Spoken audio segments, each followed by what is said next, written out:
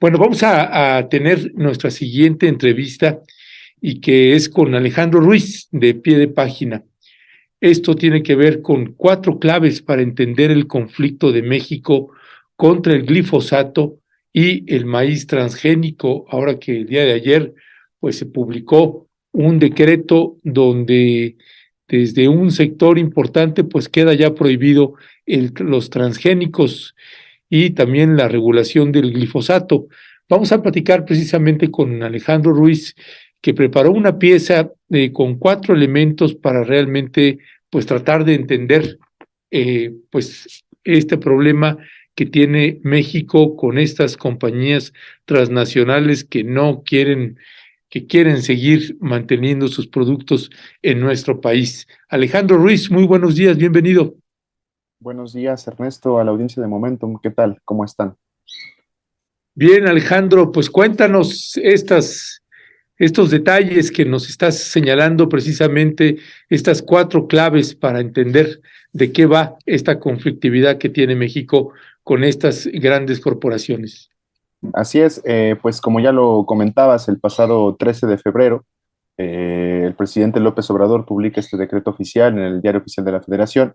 donde, digamos, actualiza un decreto que ya se había promulgado el 31 de diciembre de 2020 para la prohibición del maíz transgénico y el glifosato en nuestro país. Este nuevo decreto, digamos, amplía en términos generales el plazo que se había establecido desde 2020 para que este tipo de productos o este tipo de químicos ya no tuvieran presencia en el territorio nacional ni en los campos de México, ¿no? Pasó pues de establecerse una fecha de febrero de 2024, que sería en este mes, a en febrero de 2024, a pasar hacia marzo de 2024, ¿no? O sea, se amplía un poco ese plazo y digamos que se establece una serie de medidas un poco más concretas para, digamos, la transición gradual de dejar de usar este tipo de productos, particularmente, pues, lo que ya bastantes personas saben, que es, digamos, una serie de reformas legales que tienen que hacer dependencias como la Semarnat, como la Secretaría de Agricultura y la misma Hacienda y Crédito Público, para, digamos, dejar de comprar este tipo de pesticidas y también de importar ese tipo de maíz en los campos mexicanos. Y pues bueno, algo que es bastante, digamos, aplaudible, que es la prohibición del uso del maíz transgénico para la alimentación humana, no en casos industriales, digamos, industriales en los que no se use el nixtamal o la harina o la elaboración de harina, sino en otro tipo de productos, ¿no? Esta discusión,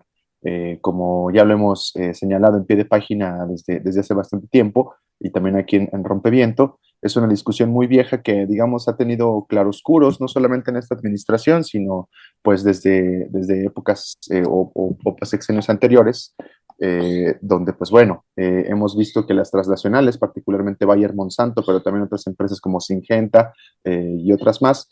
pues han promovido una serie de recursos legales para, digamos, frenar este tipo de prohibiciones en el país, ¿no? Concretamente después de 2020, después de que se publique el primer decreto, digamos, empieza un desencuentro entre el ex titular de la Semarnat, que era Víctor Toledo, un fuerte opositor al uso de transgénicos y de glifosato en México, y, digamos, algunos sectores del gabinete presidencial, particularmente con este Víctor Villalobos de la Secretaría de Agricultura y con Romo, de quien era jefe de la oficina de presidencia, ¿no? Ese tipo de desencuentros, ya lo sabemos, culminan en la renuncia de Toledo a la Semarnat, y digamos que también derivan pues un poco en lo que es este decreto de 2020, donde pues el presidente López Obrador comienza, digamos, con un consenso en el gabinete a prohibir el uso de glifosato en México, ¿no? Posteriormente, pues, algo que vemos también y que es una clave también para entender este tipo de procesos son las acciones que han implementado las empresas transnacionales, Bayer Monsanto y estas otras más que ya mencionamos, para frenar o echar abajo este tipo de medidas que se promulgan o se piensan desde la presidencia, particularmente, pues bueno, una serie de amparos que se promueven ante la Suprema Corte de Justicia, que la mayoría fueron desechados, a excepción de uno, donde un juez del Tribunal Administrativo pues admite un amparo Bayer Monsanto, y en esa admisión de amparo otorga una medida cautelar, que es esto de la suspensión provisional del decreto, donde, pues bueno, especifica que Monsanto, Bayer Monsanto, puede seguir usando el glifosato en el territorio nacional, ¿no? Posteriormente, pues, viene una decisión de la Suprema Corte de Justicia de la Nación, donde después de un amparo promovido desde 2013 por, digamos, organizaciones como sin maíz no hay país, el Fondo Semillas, etcétera, digamos, este tipo de organizaciones promueven el amparo, y en 2021, perdón, la Suprema Corte resuelve que la siembra y la comercialización de maíz transgénico está prohibida en el país, ¿no? Para uso de alimentos. Y para uso experimental, pues bueno, se establece una medida cautelar de que las empresas que hagan ese tipo de actividades, pues tienen que notificar a un juez antes de iniciar esta siembra, ¿no? Obviamente hay bastantes ahí estiras y afloja entre las empresas tradicionales, entre las organizaciones comunitarias, entre el propio gobierno federal y también entre la Corte, que digamos no parece tener un consenso en todos los ministros y ministras que ahí están, ¿no? Pues bueno, otra clave para entender este conflicto que es bastante puntual son las afectaciones que tiene el uso de glifosato y el maíz transgénico, no solamente para la salud humana, como ya está, digamos, comprobado en algunos casos que está asociada a enfermedades como el cáncer y otras afectaciones más, sino también para los ecosistemas y la vida en general. Es decir, no solamente afecta a los humanos, pues, sino también afecta a las plantas, al suelo, etcétera, y vulnera, pues, bastante la calidad del suelo y, pues, algunas especies nativas de la región, no solamente en el maíz, sino pues, estamos hablando de frijol, de jitomate y otro tipo de cultivos y otro tipo de animales o organismos vivos que pues habitan en los ecosistemas, ¿no? Y para esto pues también estamos señalando unas alternativas que hemos recopilado también desde pie de página, pues que es el uso de la agroecología como una alternativa para evitar justamente emplear pesticidas como el glifosato, y también estamos señalando pues el uso de la agricultura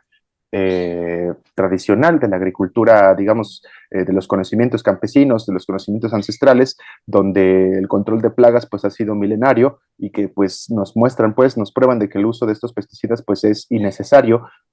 para tener una producción nacional. Solamente habría que generar políticas de Estado que tiendan pues a recuperar estos saberes y a potenciarlos a nivel pues nacional, ¿no? Ya,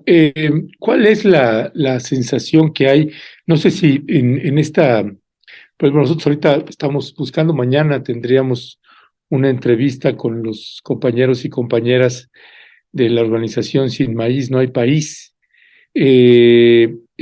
no sé, ahí en lo que toca a las organizaciones que han estado haciendo, que han hecho campañas y un trabajo muy importante, Alejandro, contra los productos transgénicos en nuestro país. ¿Cuál es la valoración o percepción que hay con este decreto? Claro, pues escuchando algunas declaraciones, digamos, en términos generales, pues es aplaudible de que el gobierno esté, digamos, tomando ese tipo de medidas, aunque, como ya lo señalaba hace un momento, en las especificaciones de este nuevo decreto, pues hay cosas que quedan sueltas y que, digamos, deben de profundizarse más para realmente asegurar la expulsión de este tipo de semillas